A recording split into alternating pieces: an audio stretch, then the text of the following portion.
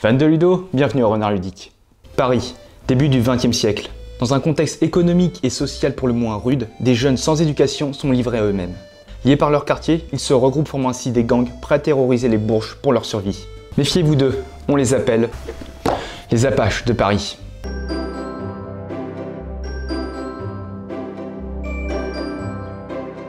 Les Apaches de Paris est un jeu de placement, de territoire et de bluff pour 2 à 4 joueurs et avec des parties avoisinant les 45 minutes. À travers 3 manches, vous allez diriger un gang et tenter de devenir le maître des quartiers pour vous enrichir. Vous allez placer et déplacer vos Apaches et progressivement dévoiler de nouvelles informations sur les planques.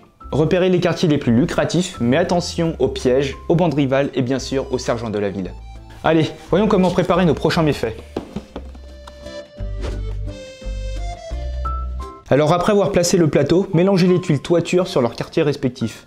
Attention, le nombre de quartiers va dépendre du nombre de joueurs. Placez les 5 recrues à côté du plateau, puis mélangez les 4 jetons bourgeois que vous allez placer face cachée sur leur quartier. Chaque joueur récupère un gang de 10 Apaches, composé de 7 meneurs et de 3 novices, ainsi que 500 francs que vous allez placer sous votre porte-monnaie.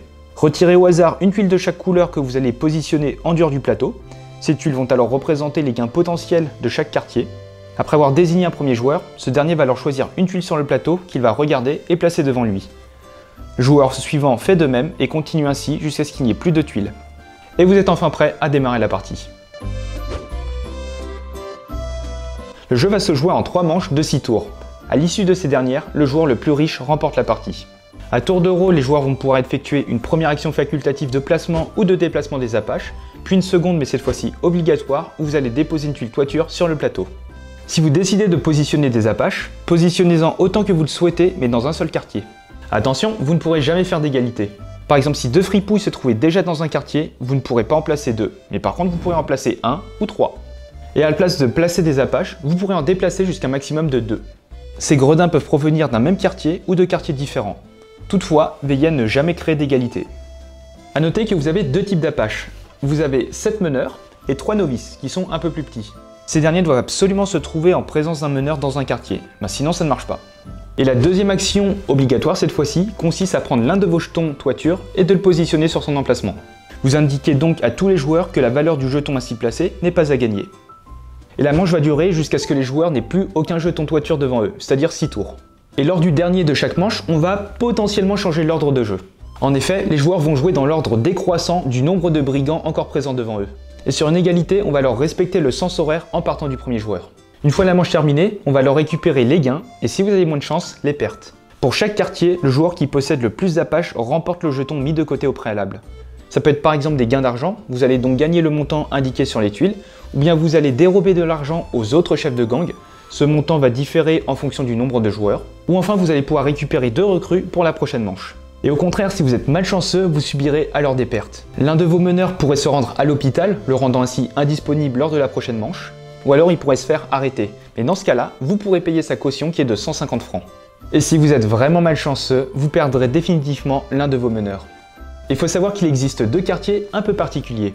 Vous avez le quartier bourgeois où le joueur majoritaire va pouvoir récupérer l'un des pions présents et le placer face cachée, et vous avez le quartier du receleur. Le joueur majoritaire va pouvoir ajouter 250 francs par cambriolage réussi lors de cette manche, c'est-à-dire tous les symboles avec une petite bague, et en plus de cela, il va pouvoir récupérer un renfort.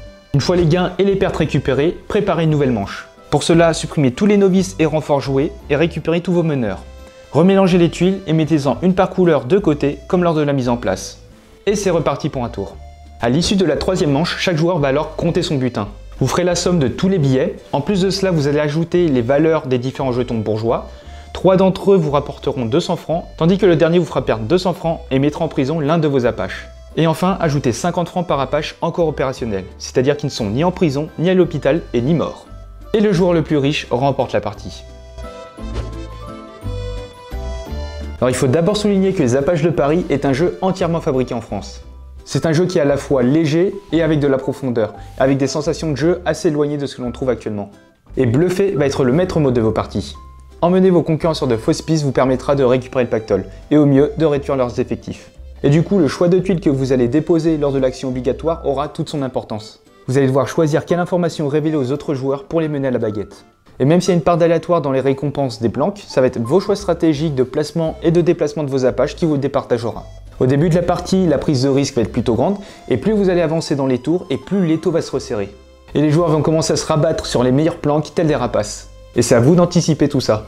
À 4 joueurs, vous aurez pas mal de confrontations avec des parties bien tendues. Il sera même pas rare de voir quelques alliances entre fripouilles pour déjouer les plans de certains.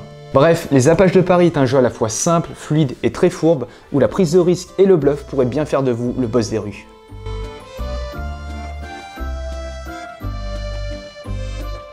Et voilà, c'est la fin de cette vidéo. Vous savez désormais tout sur les Apaches de Paris.